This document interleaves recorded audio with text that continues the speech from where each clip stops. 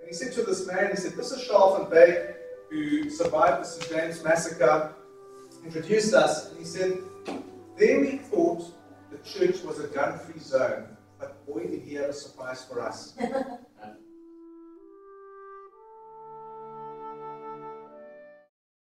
name is Charles van Beek, and if you were to read it, and you, being an American, you would say it's Charles van Dyck. It is Van Beek, and we practiced at our church how to say it correctly. And he's a delightful individual, apart from what he does. We're very fortunate to have him here. He is a missionary from South Africa. His family has been in South Africa. He is a South African. They've been there for almost 4 centuries. And he is here tonight to speak on a variety of issues, particularly the political structure, what it's like to be a Christian in South Africa, what the dynamics are that are at play there, the varying belief systems, what happened under Nelson Mandela, being a communist country, not a democracy, or actually a democracy as a communist country, and what it's like for property value, what is happening with property there, and how is business operated under this type of a government structure.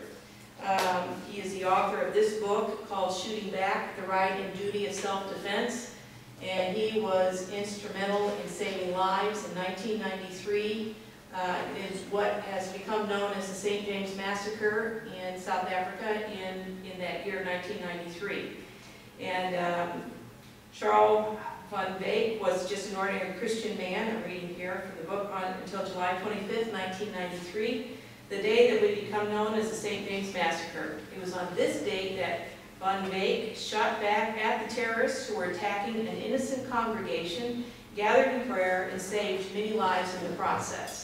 There were 1,000 people in attendance that day, and the intent was to eliminate all of them. More than just a remarkable story of courage under fire, Shooting Back deals forthrightly with the consequences of his actions that day, while addressing the concerns that plague so many God-fearing people in these lawless times. Should we carry arms? When is it appropriate to defend ourselves and our families? What can we do when our God-given right to self-defense is legislated away from us? And without further ado, I'd like to introduce our guest. Thank you so much, Amanda and Ken, for the invitation this evening. It's great to be with you. We're just having a wonderful time in America. My whole family's here with me. They're in Virginia right now. And we arrived from South Africa, and we believe that America is about as close as you can get to heaven on earth.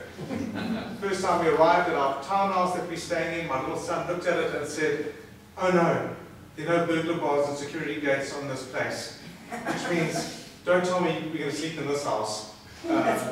So we used to big burglar bars and security gates over all our doors and windows. That's the way we sleep at night. 3 weeks before I came here, my neighbor was stabbed in his own home. They broke the burglar bars open, security gates were broken open, stabbed him in his own home, and they caught the stabber in my garden. Today I've got a message of the church that was shot up that I was at, St. James Church. A husband and wife team have been doing radio ministry there for many, many years. In fact, most of their life. The husband was murdered on the weekend now, the wife's in hospital recuperating. And this goes on and on with stories all the time. I don't think there's anybody in South Africa that hasn't been affected by the crime. So, that was just a quick introduction. My family arrived in Africa in the 1600s, and I work with Frontline Fellowship. We are a mission organization working normally or historically in the war zones of Africa where the conventional missionary can't live with his family. And so we've worked in Sudan. My colleagues, where they've been shot up with Hind helicopters by the Islamic government of Sudan. I've been detained in the Democratic Republic of the Congo, which isn't democratic and also not a republic. So luckily that was just a short time. And so these are the sorts of things we do as a ministry. Very exciting areas to work in. Also gives us a lot of adrenaline pumping. But we have a wonderful time. The Lord has really looked after us in these areas. Amen. I've been attacked 3 times in South Africa. The one time I managed to drive away as fast as possible. The second one was the terrorist attack on our church, which ended up in a gunfight, and then also an attempted carjacking, which also ended up in a gunfight. So praise the Lord, I'm here still to tell the stories about those. And you can also have a look at it. The DVD and the Shooting Black book are available for you if you'd like to look at that afterwards. Now, just a quick rundown on my family before we get going. I've got this absolutely gorgeous wife. She's a blonde bombshell. I've got 4 children on earth and 2 in heaven, and just a wonderful bunch. And just incredible, my one son, who believes he's Superman, when he was a bit younger, he used to go to bed with his pajamas on, but while he was sleeping, my wife and I had to take his Superman suit and wash it, dry it, and have it ready for him in the morning when he woke up, just in case he woke up and found out he wasn't Superman and just a missionary kid in Africa. But one day, my wife was trying to get the chickens back into the chicken coop, and she was pregnant and walking around with this big pole in our garden, and little Jason was following her with his Superman suit on. And as she got the last chicken into the chicken coop, she threw the gate closed, and like a good missionary wife, she said a quick prayer to heaven and said, "Thank you, Lord." She heard this voice behind her saying, "I'm not the Lord, I'm Superman." So, my claim to fame is that I am Superman's daddy. This evening I want to give you a little bit of a rough agenda. We're going to talk a little bit about the South African history that we've been through, a little bit about the St. James Church attack that I went through, also the Firearms Control Act that we have now in South Africa, and then what we can learn from the terrorists. And hopefully the benefit will be that you'll have an idea of the thinking of your enemies. I'm going to tell you how our enemies think in Africa, and you might be able to think through and say, gee, some of our enemies in America or of America act in the same way. And literally, you cannot fight people unless you know their agenda and understand how they think and where they're coming from. So in South Africa, we started off with the African National Congress. It's Nelson Mandela's party, you might have heard about. They are in cahoots with the South African Communist Party. They form a tripartite alliance with another group. And basically, they followed a strategy to take over South Africa and working together with the communists. They started off with a blockade by the hostile states just north of South Africa. Now, Africa is made up of lots of different countries. So when I say state, I don't mean American state, I mean South African state, which means an independent country. Then they started economic warfare. You might remember that there were sanctions on South Africa. The idea was to weaken the country, to destabilize it. There were US sanctions, Soviet sanctions, international sanctions against South Africa. Basically, it put people out of work, and so make it easier for the unemployed to be drawn into the revolution and to be used as cannon fodder by the communists. We also had psychological warfare going on in the country, and this was designed to break down the will of the South African people, which it did very effectively, and so he couldn't resist the revolution. Just some ideas on what the people did. They would take a tire, put it over somebody's body, put gasoline all over them, and then light them as human torch. We called it the necklace. Nelson Mandela's wife, Winnie Mandela, was involved with that kind of strategy. It got to a stage where the communists would go into what we call the townships, which is like the slums areas. They would just shake a box of matches and say, we're going to have a demonstration and you all need to be there, and everybody would go along. Part of the big trouble with this issue was that people who worship their ancestors in Africa believe that when they die in a fire like that, they lose their soul. Their soul doesn't exist any longer, which means they're not going to be with the other ancestors and that they won't be worshipped by those on earth any longer. So extremely powerful way of getting people to do what you want them to do. We had sport boycotts and all sorts of things, but the biggest crisis was that the biggest group of black people in South Africa that were conservative, and it was called the Inkatha Freedom Party, which was headed up by Dr. Mangosuthu Buthelezi, which the whole world was absolutely ignoring. They were far bigger than the African National Congress, Nelson Mandela's group. They had 3.5 million members in South Africa. They loved the federal system. They wanted a constitutional democracy like everybody else, but they wanted a federal states inside South Africa, self-ruling, very low. They didn't want the hierarchy with a centralized state. All this sort of thing, very pro-America, pro-American democracy, and they were just totally sidelined by the United States Department of State and the international community and the United Nations, who took the side of the communists in South Africa, which was Nelson Mandela and his cronies. So that's what was going on over there. This fueled an internal revolution that was going on. Inkatha was blamed for all the trouble in the country by the African National Congress. What happened is the top structure of the African National Congress, Mandela's group, some of their leaders were introduced to the top reporters and editors in America, and after that they won the psychological war all over the world against South Africa. That's basically what happened. And so the freedom-loving black South Africans were totally sidelined, ignored, they didn't exist. Every time the African National Congress, Mandela's group, would attack these people and they would counterattack, they were blamed for all the trouble. The fact that the ANC hit them first would be totally ignored. They murdered around 300 leaders of the Inkatha Freedom Party were murdered by Mandela's group. If one of Mandela's leaders was murdered, it would have been an international crisis. But they murdered 300 of the others and nobody cared. It was just quietly ignored. So the internal revolution was there to destabilize the country, to make it totally ungovernable, putting pressure on the government. So they were forced into the surrender to the communists, African National Congress and the South African Communist Party, and that's basically how they managed to take over the country. So those are just a very brief overview.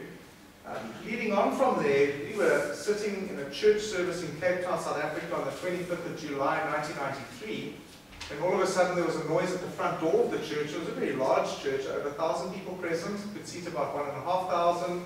It was sloped high at the back and low in the front, the stage in the front. Some young girls were singing on the stage.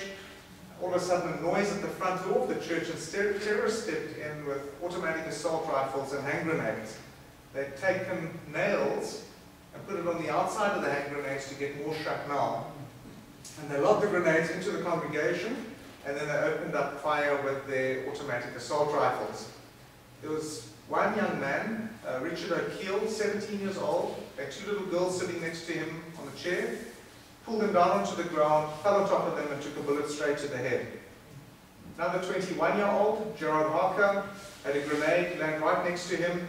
The bench he was sitting on, or the seat in the church, fell on top of it, took a full body blow to himself to protect the people sitting around him. Just absolutely phenomenal. These young kids, 17, 21, in the prime of their youth, making decisions in split seconds to either protect themselves or get out of the church through a back door if they could. Amazing to see that. The Bible tells us very clearly that nobody has a greater love than that, than to give his life for somebody else, just like Jesus Christ had given his life for us, and so that we can communicate with God through him, and we can be saved by his grace through faith. Amazing, and yet we have these young little people acting out literally what Christ had done for us. Quite amazing. I had a little .38 special revolver with me. I was sitting fourth row from the back of the church, a little 5-shot, little snub-nosed 2-inch barrel for those who know about guns. And we all went down on the ground, got down as low as possible, and then I pulled my firearm out and took 2 shots kneeling at the attackers inside the church. The distance was just too far. I realized shooting over such a distance, I'm not going to be able to hit these people. I need to get in behind them at close range, shoot them in the back to neutralize the attack. So what we call leopard crawl, get onto your hands and knees, crawl to the side of the aisle, ran out the back door of the church and thought I've got to get in behind them at close range and just shoot them in the back. And as I came running around the outside corner of the church to get to their door that they would come in, they were already standing in the getaway car. This totally surprised me. I expected them still to be inside the church, and I then shot another 3 shots at them at the getaway car, and one of them was standing by the back left door with his assault rifle on his hip, not going anywhere, standing watching the door they'd come running out of. And what I found out later, after all the chaos, was that I'd actually hit one of them inside the church with one of my rounds, one of the 2 shots I shot, and that's why they ran out. And all I can think now is that he was waiting for me to come running out of that door because he knew somebody was shooting back at them, and he would have just put down his assault rifle and blown me away. But by God's grace, I was behind him, and so I could take another 3 shots at them, and off they drove. So that was, you can just imagine the pandemonium in one's life, going through the post-shooting trauma and all these sorts of things.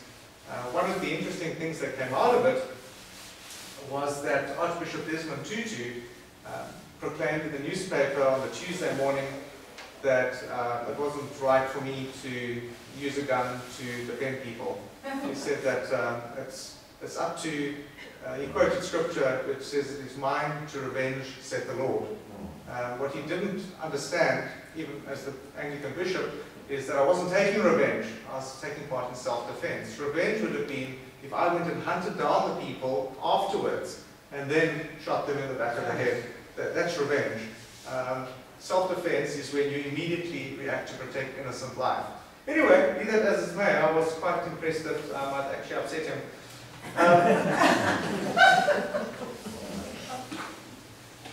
So then we, after that attack on our church, there was pandemonium all over the world. People were saying how bad it was and it shouldn't have happened. It was done by an organization called the Azanian People's Liberation Army, APLA. And APLA was part of the Pan-Africanist Congress. Don't worry about all these lots of words. Africa's really complicated. And then they basically were a breakaway group from Nelson Mandela's African National Congress group. And they said that Mandela's group wasn't radical enough for them. Straight after this, soon with the new government in place, we're getting on with the new South Africa, we have the new Firearms Control Act. And this was set up and implemented by somebody with the name of Charles Nkula, who was the Minister of Police at the time. And, well, the title's changed, but let's call him the Minister of Police, who was also the chairman of the South African Communist Party. Now, what a surprise. I'm sure none of you would have ever considered that. But the communists have disarmed societies all over the world and murdered over 100 million people since 1917. Now, what a surprise when they tried to disarm us as South Africans. And this law was quite interesting. You have to be 21 years old to get a gun now. You couldn't give a gun to your 16 or 18-year-old. Every 5 years, you've got to get renewal. You have to prove your need for a firearm. How do you prove that you need a firearm in the most violent society in the world? Women were getting letters from the Firearms Register denying them guns, saying, you don't need one, we already gave your husband a license for his one. That's the kind of answer people were getting. Sorry, we're not going to give you a license. I've got a friend now who was denied a license when he handed in all the information. I think it's over 2 years ago, he's been waiting.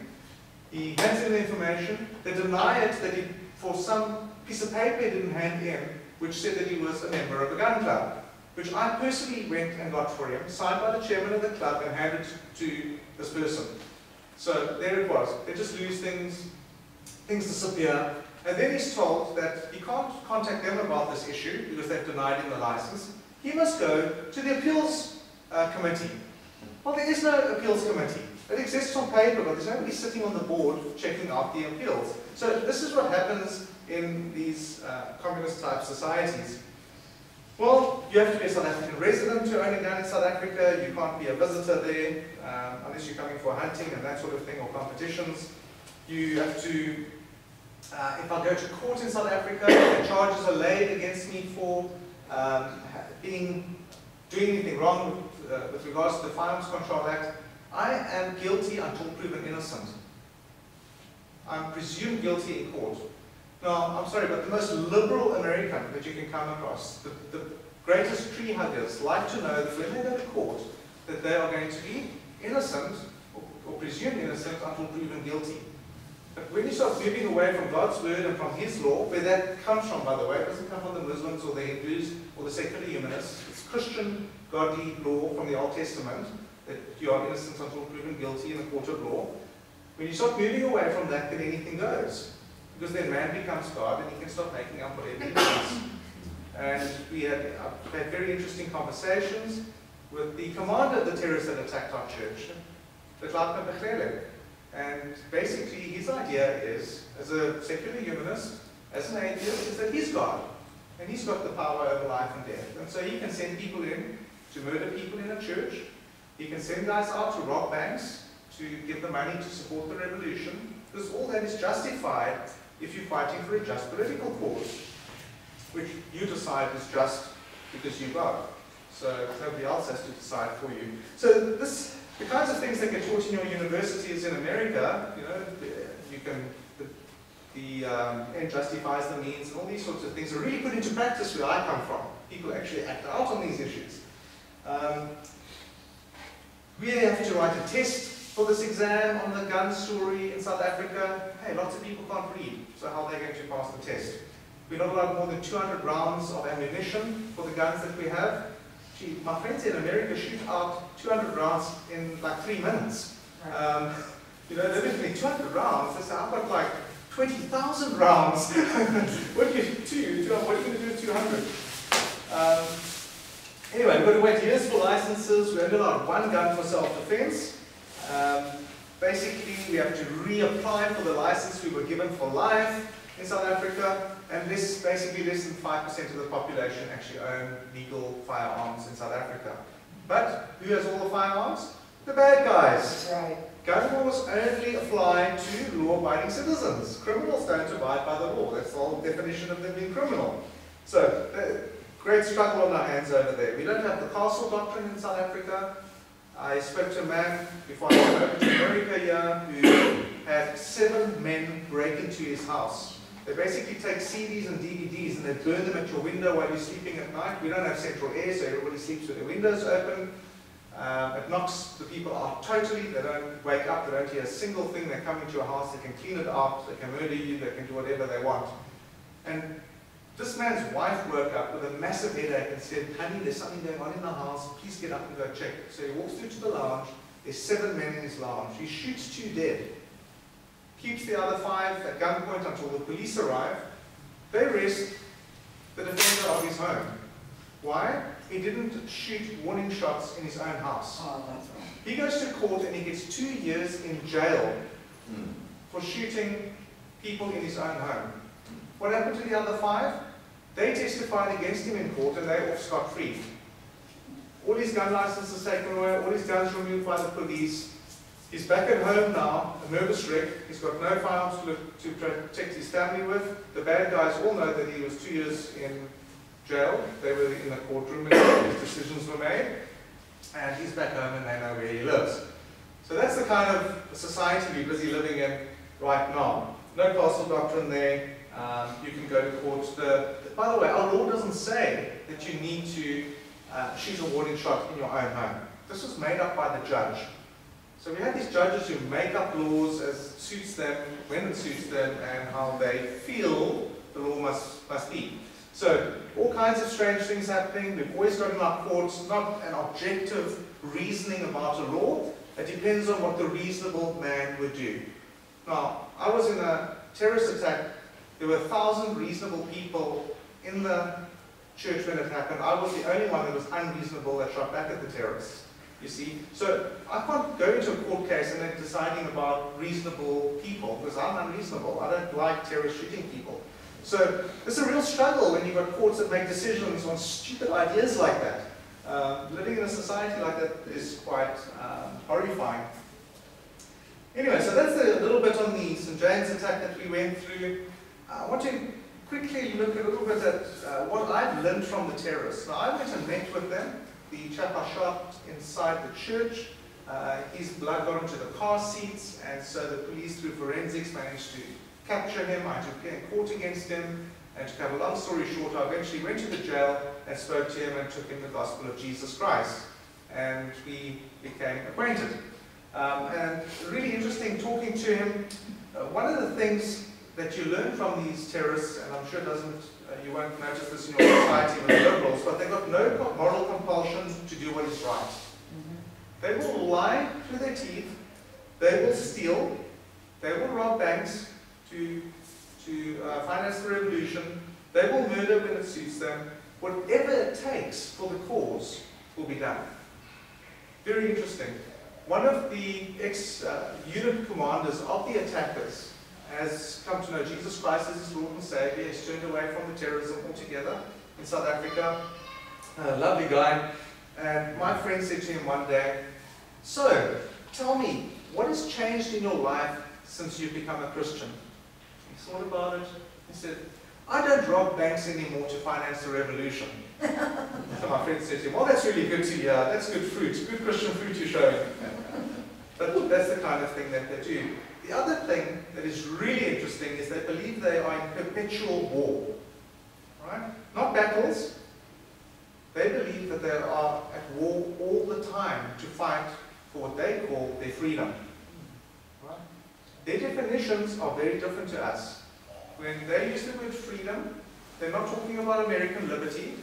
They're talking about access to resources, the sharing of the loot, government jobs. Freedom is money. So when you hear about South African rebel force that's busy fighting for freedom, that's not what you think freedom is. We use the same words as you, they have different meanings to what you, the way you perceive the words here in America. So we often find people in America getting more excited about a rebel movement, like Nelson Mandela's communist group, causing havoc in South Africa, fighting there to come to power, trying to wipe out all the other groups that disagree with them, and he's fighting for freedom. Well, it's freedom to get access to the mines and to the resources and to everything else in the country. Democracy. I come to America and I find out that South Africa is a democracy. We're not a democracy. We don't vote for people to represent us in Parliament. We vote for parties. It's called proportional representation. So when you go to the polls and you vote for a party. You don't vote for one person that's going to represent your area. Then whatever percentage the party gets of the national vote, they get that percentage of seats in Parliament. Then the party leader or head or president appoints the people for those seats. Right? So the member of Parliament, the only person that he has to keep happy is who? The party president. So I cannot phone anybody in South Africa at Parliament and say, "I have a complaint, there's a problem in my area." And they say, "I don't care. Phone your grandmother, and we're not interested." They only have to keep the party president happy. So that's not democracy in terms of what you Americans consider democracy. And that's what everybody hears. South Africa is now a democracy. No, South Africa is falling to pieces. It is in dire straits, and there's absolute chaos going in there. Can I ask you just a question? Yes. Real quick. What is your voter turnout in the way that you guys vote? We were pushing anything, depending on what level of government, from but between 60 and 80%. There's quite high turnouts. Yeah, it is. Yeah, So that's very why I high. was wondering. Extremely high. But also, it's getting less and less as we're getting further into the new era. Yeah. The other thing that the communist terrorists like is the centralization of power. All right, they will centralize loads of committees, loads of whatever groups that they can set up here and there and everywhere, so that they can cover up all their stealing, all the theft that's going on in government, all the money that gets taken away, all the cars that get run off the road and replaced, all the brand new Mercedes-Benzes, all that sort of thing. So they centralize power as much as they possibly can and set up loads of different organizations and committees and think tanks and all that sort of thing. The other thing is they always want the good guys to compromise. The liberals never compromise. They want to take all your guns, but they're not willing to bring anything to the table. They won't give up the educational system or, you know, anything else that they've got total control of, which is basically the whole country. They control the media, they control the education system, they control the hospital systems. They were even trying to get the pharmaceutical companies to only to have fixed prices, that the government would tell them how to work out their price systems. It just goes on and on and on and on all the time. So they love that kind of thing. The other thing is they network together extremely well. They'll put aside all the other issues to fight for one common cause. In Africa, the conservatives, we struggle to do that. We always want somebody to fit through 20,000 things that we believe in before we're willing to work and talk to them. Not the liberals, not the communists, not the terrorists. They will find a common cause and put everything else aside to work for that. So these people that shot up our church, they were networking with the Muslims.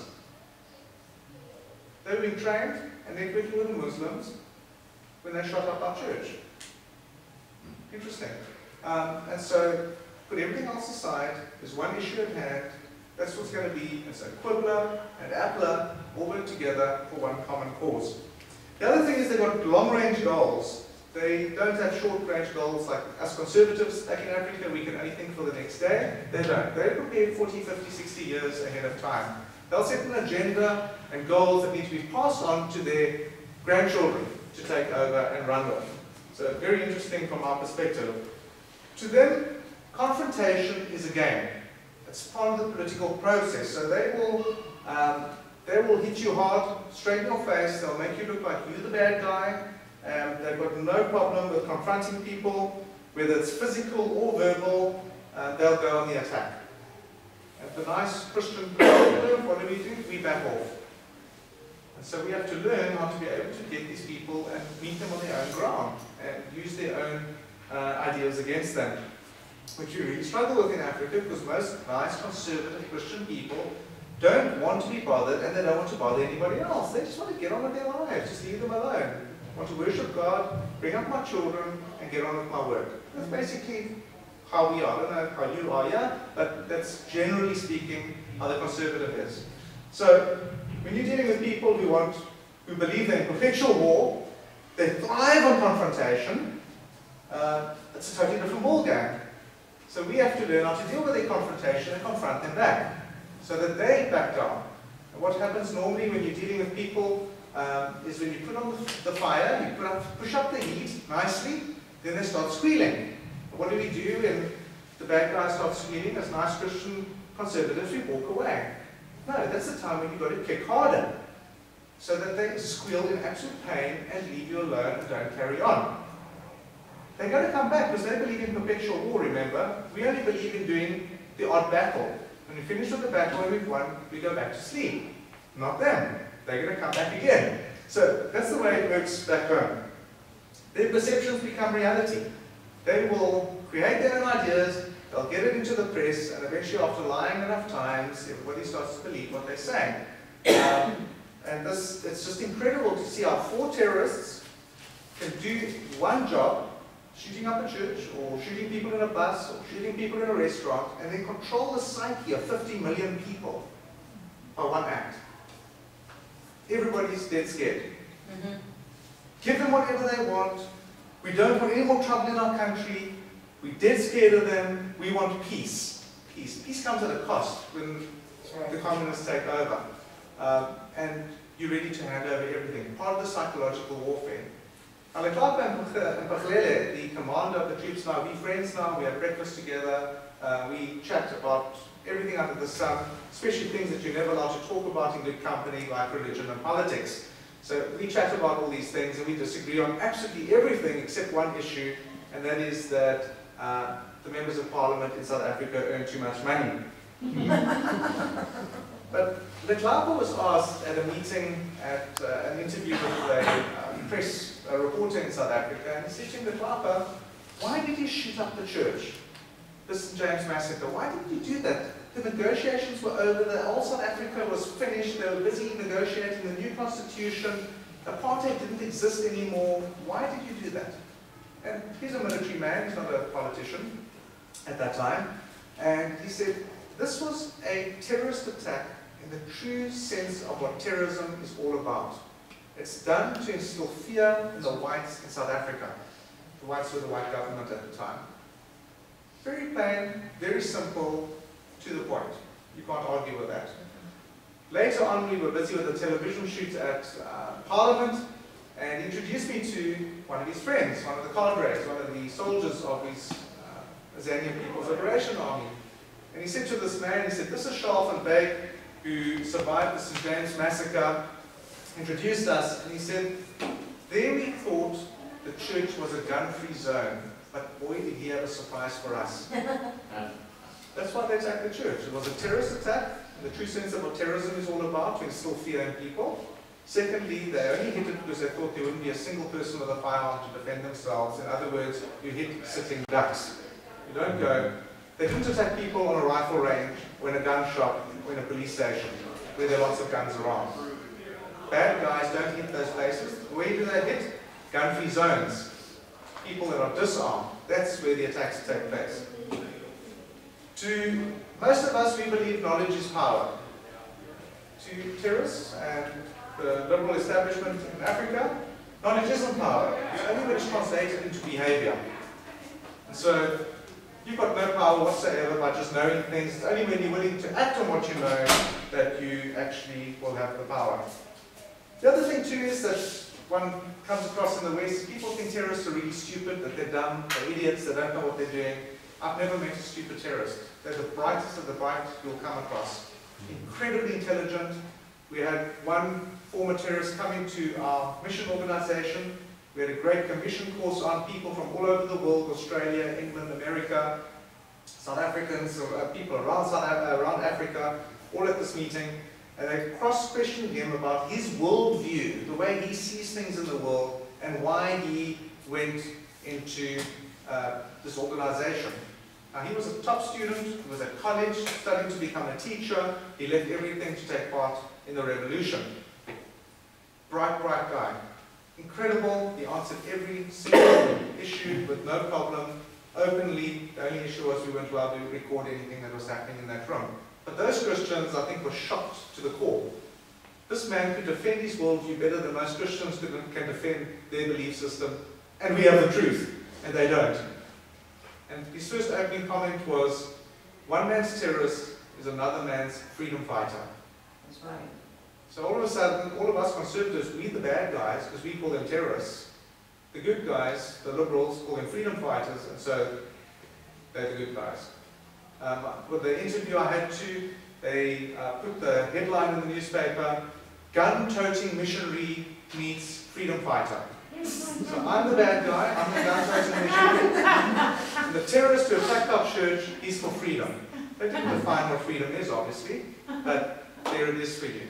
So that's the kind of liberal press. I know your press tells the truth here, but we don't have that happening in South Africa. They have a great vision. Their vision is what? Utopia. Heaven on earth. That's what they promise people. They go for the top students in the colleges. They go for the best kids. By best, I mean brightest, involved. Children who want to become, who are wanting to change the world. Those who are idealists. What do you do with those kids at church? You pack the chairs straight. No, go to the communists. We'll tell you how to change the world. We will help you change the world. We know how to do it. And you can join us and we'll make you into a leader. And you can go out and we'll change the world. So that's just a bit of an overview of learning from them and the way they do things. So very interesting group of people. As I say, I'm friends with them. We sit down now, the revolution's over, and we can chat about all sorts of things and have lunch or breakfast or whatever together. Well, right now, these people that I've been meeting with are talking about preparing for the second revolution in South Africa. They're saying that the first revolution wasn't a pure communist revolution. They're happy about that. And we spilled our blood to put those people into power. And they're not sharing their freedom with us. Remember what freedom is? They're not sharing the resources. They're keeping it all for themselves. And so they're not very happy about this. So they're preparing now for the second revolution. To be a white farmer in South Africa right now is the most dangerous profession in the world. To be in South Africa as a white farmer, I think the figure is almost 4,000 murdered in there right now. Talking about people breaking into farmhouses, murdering them, stuffing cow dung down their throats until they suffocate to death, all kinds of mutilation to the bodies, and nothing stolen from the farmhouse. So there's terrorism going on in the country right now. Absolute chaos, over 20,000 murders a year. We have the second highest murder rate in the world. We have the highest rape rate in the world right now, 55,000 rapes a year in South Africa. Talking about baby rapes, 2,000 young girls under the age of 5 being raped. When I drove home from my mission office one day on the radio, Christian radio station, they stopped everything they were doing and said, there's a 16-month-old baby that's just been raped right now. She's in for reconstructive surgery. Will you please pray for the mother and pray for the baby? This is not something abnormal or weird or different. This is a crisis we have in our country with 2,000 little girls that have been raped already. That's the kind of thing that goes on in a society where the gospel of Jesus Christ isn't entrenched in the fabric of society and lived out in the people's lives. In other words, the people are not discipled. Anybody you speak to in the West with the Western mindset believes that that is absolutely horrendous and would probably vote for the death penalty for people that do this sort of thing. This just carries on in South Africa. One US official referred to as our country as having become a banana republic.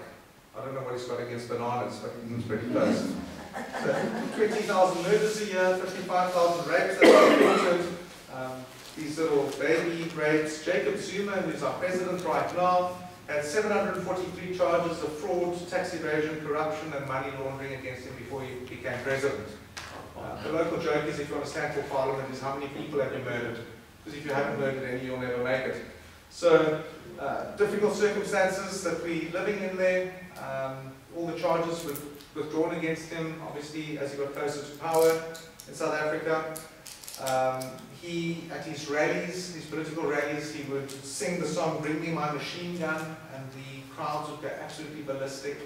And then people in the press would try and say, well, this isn't an aggressive song, and, you know, actually it's a figurative machine gun he's singing about. And so I asked one of my former terrorist friends, you know, what is meant by this? He said, we used to sing this during the revolution. It only means one thing. That's to wipe people out with your machine gun. So, there we have it. That gives you a bit of an overview of the way we live and what's going on in the country.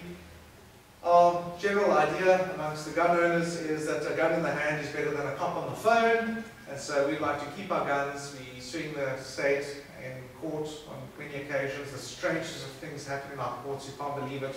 We went to court on an issue with the gun control. We won the court case in minutes. It was so clear-cut. We would never have gone to court if we didn't think we were going to win it hands down immediately. The state had to pay all our costs and everything. Clear-cut case.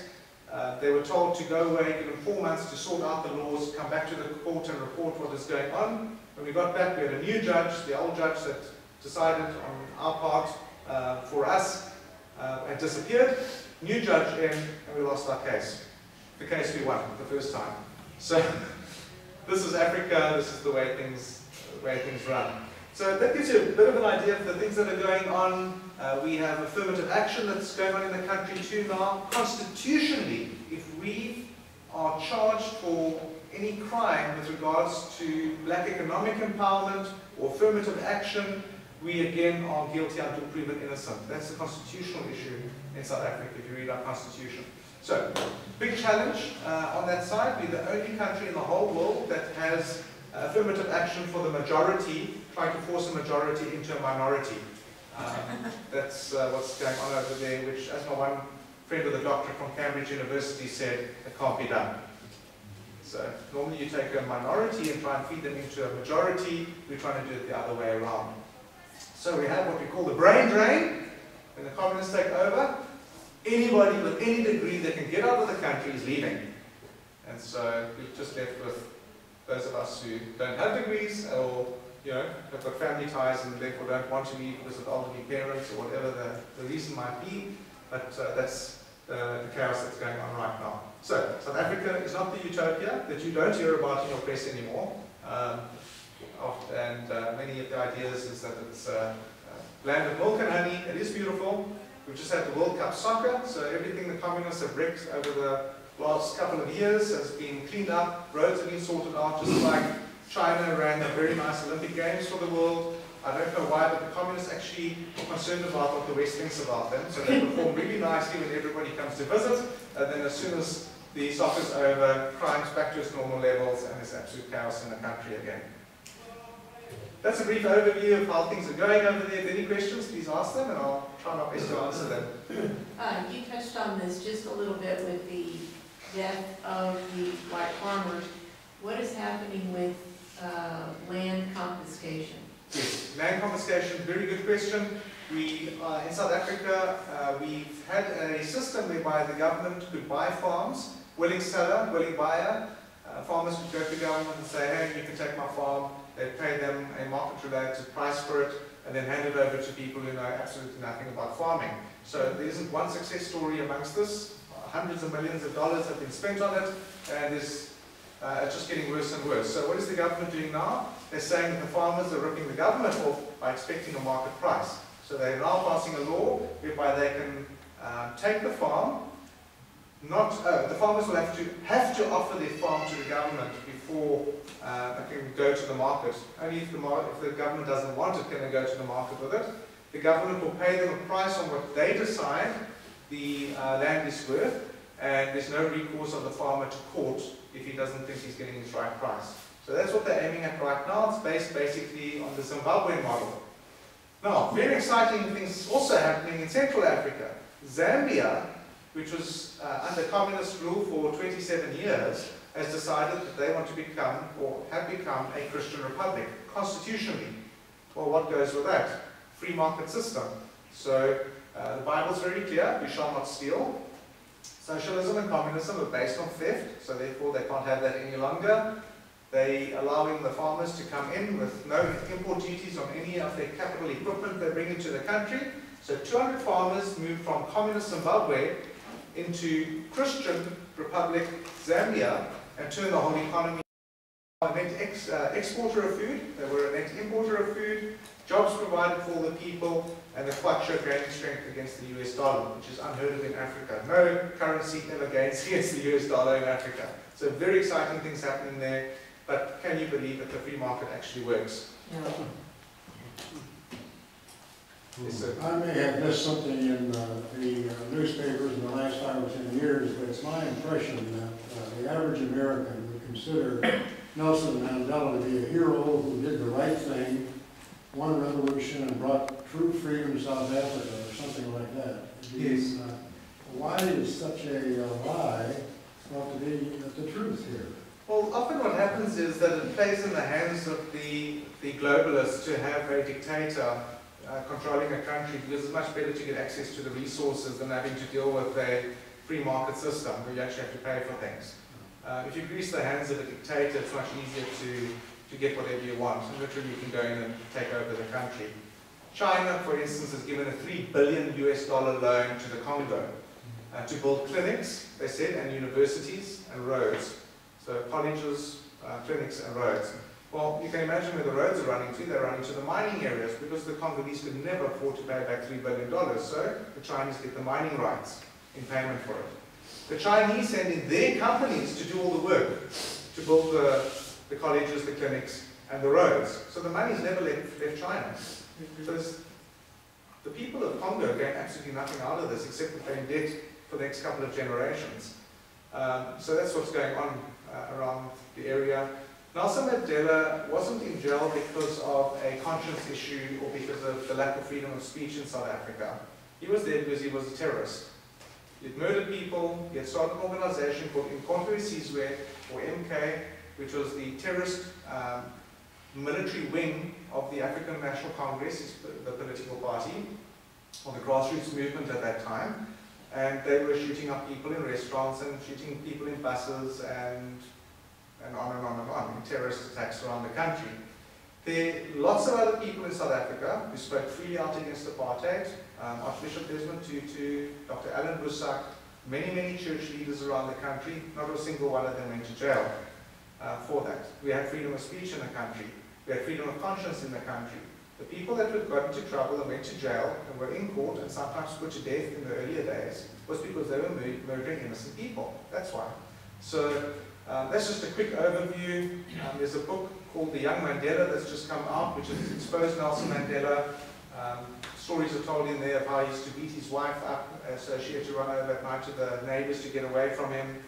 He used to be a boxer when he was younger, and at the political meetings when people mistrusted or didn't agree with him, he'd beat them senseless with his fists. He also legalized single-handedly abortion in South Africa, so 1 million babies that have died since 1996 are all at his hands. How does that work? Well, he was the leader of the biggest political party in Parliament. They're voting on the abortion issue, and he told all his members that you will vote pro-abortion, not pro-life. And what happens if you disobey your party leader?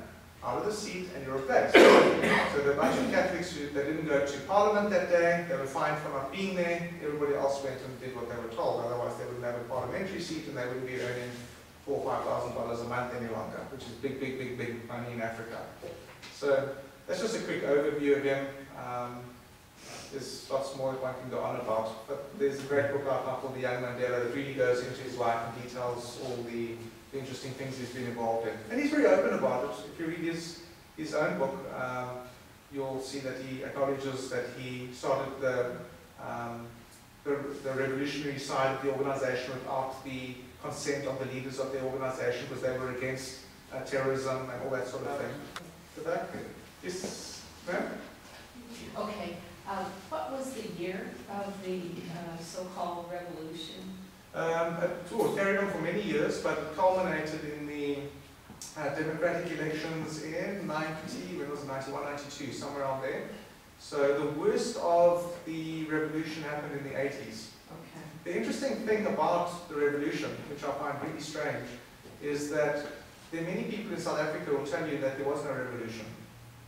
20,000 people were murdered politically, and both sides agree on that. It's not like anybody disagrees on those figures, but they'll tell you nothing's happened. Why?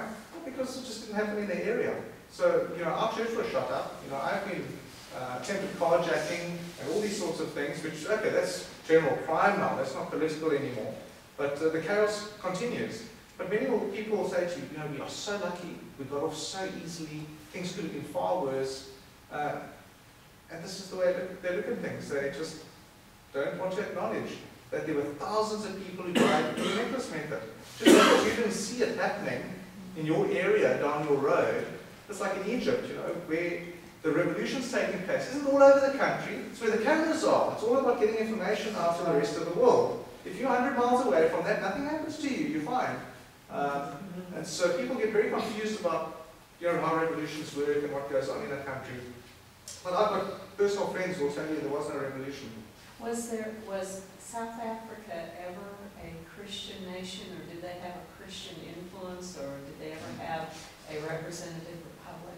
Okay, question is, was South Africa ever a Christian nation? Was it a representative republic? And what was the other part? Was there ever a Christian influence? Okay, Christian influence on the country. Yeah. Okay, answer is yes and no. We are a nation that had a war with Britain, the Afrikaners, and we lost the war. That's why I speak with a funny accent, and you don't. You won your war. We won. And so, to cut a long story short, the Afrikaners, the white Afrikaners, took over government at the time, and so in the 1940s they brought in this policy of apartheid, which basically means separate development. It was a terrible system, it didn't work. Everybody in the country lost out because of not being able to work in each other's areas. Interracial marriages weren't allowed. There's petty little silly things like I couldn't open a business in a black man's area, he couldn't open a business in my area. Silly little things like that, which is just absolutely plain stupid. So I lost out because of the cheap prices. He couldn't work by me, and we had all this chaos going on. That was done away with around 1990, completely. In South Africa, all the laws have changed, everything done away with at that time. Previously in South Africa, under the white government, they were mainly Dutch reformed people that had come from the Netherlands from the 1600s onwards. That's when my family arrived. Very Calvinistic in their theology, which then applied to all areas of their lives, to their politics, to their sports club, to their church, and every area of their lives. So very Christian in that. To give you an idea, when I was growing up under the white government, abortion was illegal, pornography was illegal. Both were legalized by the communists when they came to power. They even legalized child pornography. Child sexual abuse rate went up almost 400% in 1 year when they did that. Gambling was illegal except for horse racing. So we had these laws that appeared to be Christian, and praise the Lord for them. We didn't murder our babies. We had respect for life at that time. We had the death penalty for first-degree murder. We had the death penalty for rape. in South Africa during that time, so these weren't big issues that we were dealing with. Everything got out of control later on. So, to call ourselves a Christian nation, let's say there was a veneer of Christianity, which is great, but many times I come here to the West and people say to me, we don't like this idea of a veneer of Christianity in our society. We rather want to be where the people are just pagans, where we don't have to pretend that we're Christians. And I say to them, I'll tell you what it's like in a nation that doesn't pretend to be Christian. We're talking about baby rapes, little babies that are being raped. We're talking about when you go to court that you are not necessarily innocent until proven guilty. We're talking about the second highest murder rate in the world, the highest rape rate in the world. Just absolute chaos on the streets. I've been attacked 3 times in our country. This is the kind of thing that goes on in these areas. I'd rather be in a country where people pretend to be Christians. At least there's an objective standard that they live by. So that's my take on it. I don't want to say we were completely Christian, but yes, there was a Christianity that permeated society. Our educational system was based on Christian national education.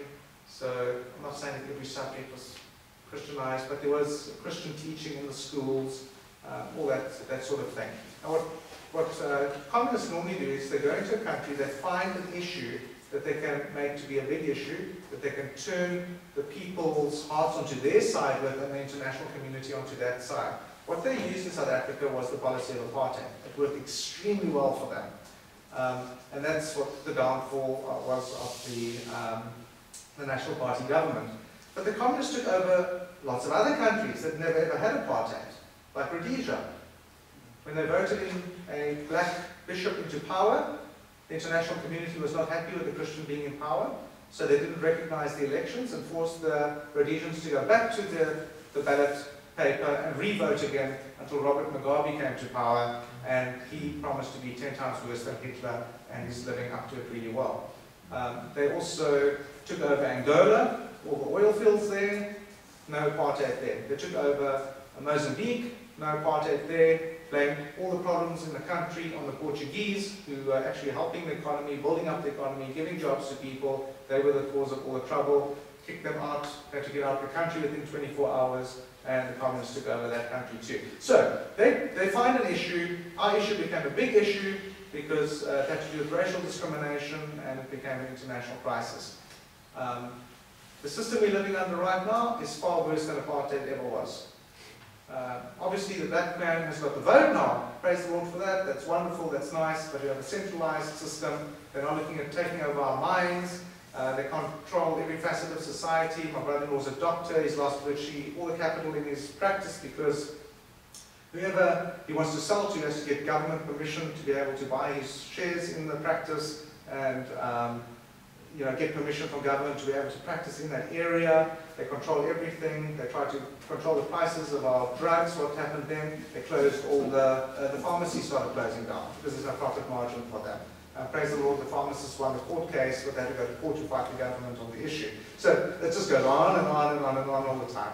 So yes, we were Christian, but it was a thin veneer. So how did you get 9,000 stores to stop selling pornography, and how did you get the doctors and the hospitals to not perform abortions? I read that on your website. Okay, what we did was we worked on a philosophy of prayer, Bible study, and action. And it was basically an educational process around the country through networking with many different churches and Christian organizations. So we send out alerts on various issues, but dealing basically with, say, for instance, the issue of pornography, praying along the issue, Bible studies on the issue, and then doing some action on the issue. Some of the action would include that Bible study group would go to a shopping center, pack the trolleys full of goods, get to pay, and then find out that there was pornography at the payment till, and they refused to buy all the goods and walk out, and they'd leave trolleys with loads of goods around that had to be repacked, which becomes an irritation to the stores later,